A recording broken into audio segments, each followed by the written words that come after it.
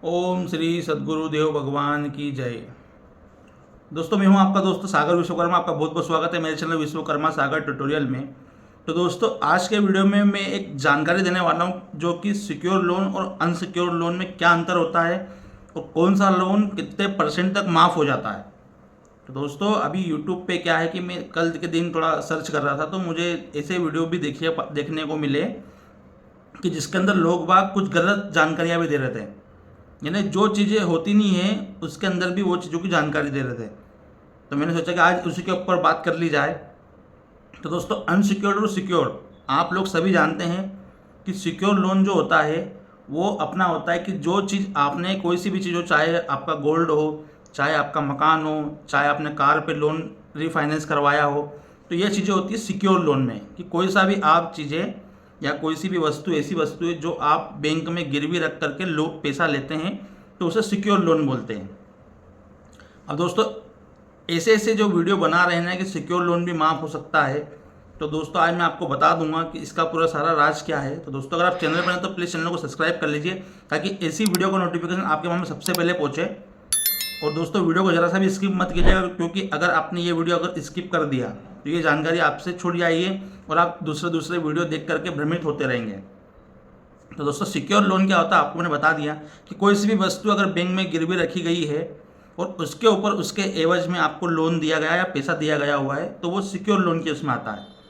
और unsecured loan क्या होता है कि जहाँ पर आपने ऐसी कोई सी वस्तु गिरवी नहीं रखी हुई है, आपको आपके सिविल के बेस पर आपको जो है ऑन टाइम पेमेंट भरते हैं आप, उसके बेस पर आपको लोन दिया गया है, रुपए दिए गए हैं, तो वो होता है अनसिक्योर्ड लोन।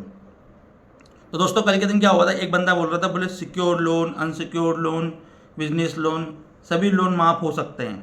तो दोस्तों, अगर आपको वीडियो बना रहे हो, अच्छी बातें बनाना चाहिए, लेकिन आप उसमें सिक्योर लोन का नाम बिल्कुल ना लें, क्योंकि सिक्योर लोन माफ़ नहीं होता है। सिक्योर लोन अगर आप नहीं भरेंगे तो जो आपने वस्तु गिरवी रखी है बैंक में, वो चीज़ें बेच कर या नीलाम कर करके बैंक अपना पैसा वसूल कर लेती है। तो आपको ऐसी भ्रांतियां नहीं फैलानी है। अनसिक्योर्ड लोन जो होता है, देखो मैं आपको सीधी से एक बात क्लियर कर देता हूँ कि जो भी लोन होते हैं, ये कोई से भी लोन माफ़ नहीं होते हैं। अब ऐसा नहीं है कि लोन माफ़ नहीं हो रहे तो अब आप सोच रहे हैं कि चलो वीडियो बंद कर दो, सर ने बोला माफ़ नहीं होंगे, बंद कर दो। आप आगे देखिए कि कहाँ तक माफ़ होते हैं, कि बैंक आपको कितने परसेंट तक डिस्काउंट दे देती है। तो ये चीज़ें होती है। सिक्योर लोन तो आप भूल जाओ, क्योंकि सिक्योर लोन तो हमेशा भरना है आपको। हम भी भर रहे हैं, मकान का भर रहे हैं, कार का भर रहे हैं, सिक्योर लोन भर रहे हैं। अनसिक्योर लोन इसलिए नहीं भर पा रहे हैं क्योंकि उसका जो पेमेंट है बहुत ज़्यादा है। अब पेमेंट कैसे बचा नहीं है कि अब अनसिक्योर लोन में भरा जाए। सिक्योर लोन का क्या है, थोड़ा पेमेंट कम है तो वो चीज़ें मैनेज हो पा रही है और उसका भर रहे। अगर वो नहीं भरेंगे तो क्या है, सीधे सीधे रोड पर आ जाएंगे।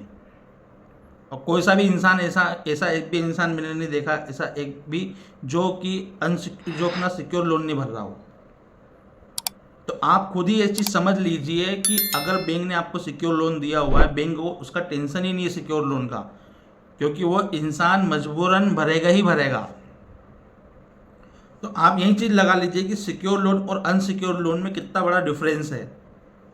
अगर सिक्योर लोन बैंक हमेशा देगी तो कभी भी घाटे में नहीं जाएगी, लेकिन ये जो अनसिक्योर जो प्रोडक्ट जो मार्केट में चला के रखा हुआ है, सिक्योर लोन का इतना ही एडवर्टाइज नहीं करते हैं, आपने कभी भी देखा होगा।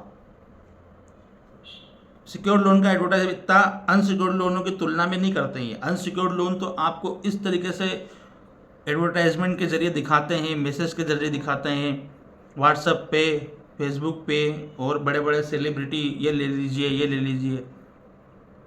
तो दोस्तों, बहुत खतरनाक ट्रिप बन चुका है। अभी एक बंदे ने कमेंट किया था मेरे को, बोले कि तुम्हारा बाप का पैसा नहीं है, ये आम जनता का पैसा है जो कि बैंक में सेव करके रखा गया है और आपको लोन के रूप में दिया गया है। यानी कि उसकी मानसिकता ये थी। तो बिल्कुल सही बात है कि हमारे कोई बाप का पैसा थोड़ी ना है, बट लेकिन बैंक को ये चीज़ समझना चाहिए कि वही पैसा जो आम जनता का पैसा सिक्योर लोन के रूप में आप लोन दो ना, जहाँ आपको घाटा बिल्कुल नहीं मिलेगा। आप अनसिक्योर्ड के लोन में रूप में क्यों देते हो आप जनता को, जहाँ पर आपका पैसा रिस्क पे चल रहा है। और दोस्तों, सीधी सी बात है, अब जब तक उनका पैसा रिस्क पे चलता है इसलिए रेट ऑफ इंटरेस्ट भी वो हाई लेते हैं।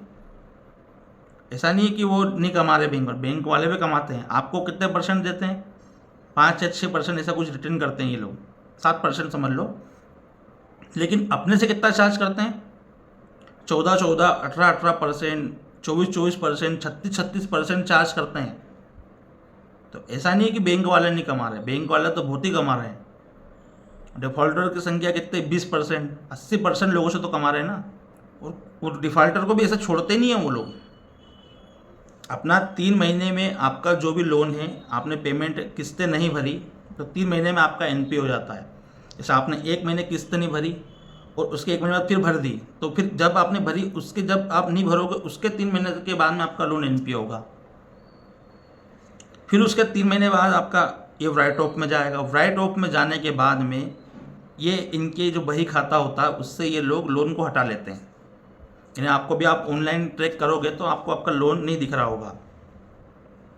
फिर क्या होता है, फिर वहाँ से सेटलमेंट वाली एजेंसियाँ ये लोग हायर करते हैं। फिर सेटलमेंट आपके लिए आपको ऑफर आना चालू होते हैं। अभी तो मैं बोलता हूँ कि 6 महीने बाद, 5 से 6 महीने बाद आपको सेटलमेंट के ऑफर आना चालू हो जाते हैं। और रिकॉर्डिंग के दौरान, कॉल के दौरान ये लोग बोलते भी हैं कि सर आपका जो केस है राइट ऑफ में आ चुका है।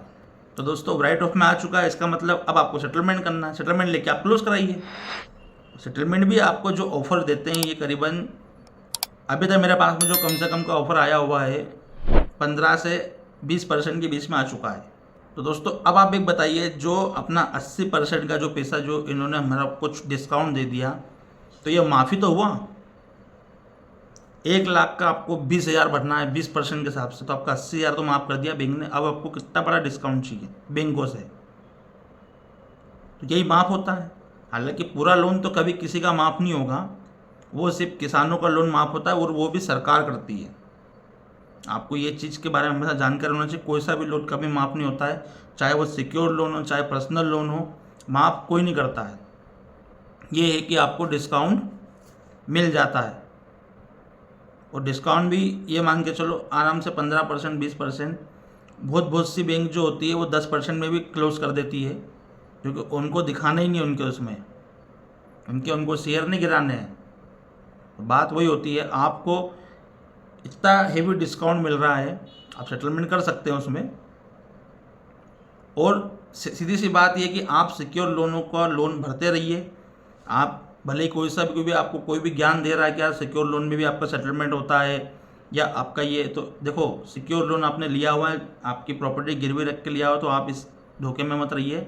सिक्योर लोन तो आपको भरना ही है। हाँ ये है कि अगर आपको प्रॉब्लम आ रही है, आपको वाकई आपके पास पैसा नहीं सिक्योर लोन में भी, तो आप उनको भी मेल करके या डेट बढ़ा सकते हैं, बट लेकिन आपको सिक्योर लोन तो भरना ही है। सिक्योर लोन माफ़ नहीं होता है ना, अनसिक्योर्ड लोन भी माफ़ नहीं होता, लेकिन आपको अनसिक्योर्ड लोन में डिस्काउंट आपको अच्छा मिल जाता है। तो दोस्तों यही जानकारी थी। बहुत से लोग वीडियो बनाते हैं आजकल, अच्छी बातें बनाना चाहिए, लेकिन भ्रांतियाँ ना फैलाएं दोस्तों।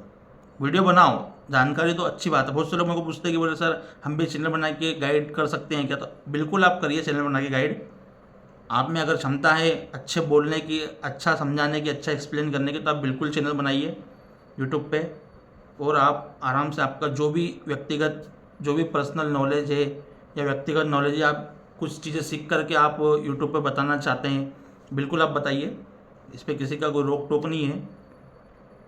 जहाँ तक कि मेरी हेल्प लगेगी, मैं आपको जो भी पूछना है आप मुझसे पूछ सकते हैं, बता दूंगा कि क्या क्या मैंने अभी प्रॉब्लम्स झेली हुई है, सारी चीज़ें बताऊंगा मैं। तो अगर आपको यूट्यूब से रिलेटेड अगर कुछ जानकारी चाहिए कि सर किस तरीके से काम किया जाता है, क्या नहीं है, तो आप कमेंट करके बताइए, उसके ऊपर सेपरेट वीडियो भी बना दिया जाएगा।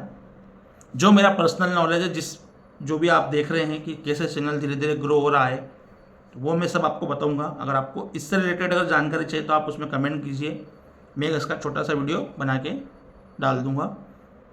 कुछ भी आपको जानकारी यूट्यूब से रिलेटेड हो कि किस तरीके से क्या होता है, थंबनेल कैसे बनाए जाते हैं, वीडियो एडिट कैसे किया जाता है, कौन सा मैं अपना ऐप यूज़ करता हूँ एडिट करने के लिए, आप कमेंट करके मुझसे पूछ सकते हैं।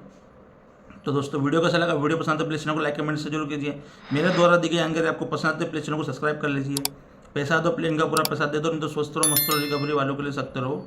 जय हिंद जय भारत। और दोस्तों सीधी सी बात, एक बात मैं आपको थोड़ा सा और आपका समय लेना चाहूँगा।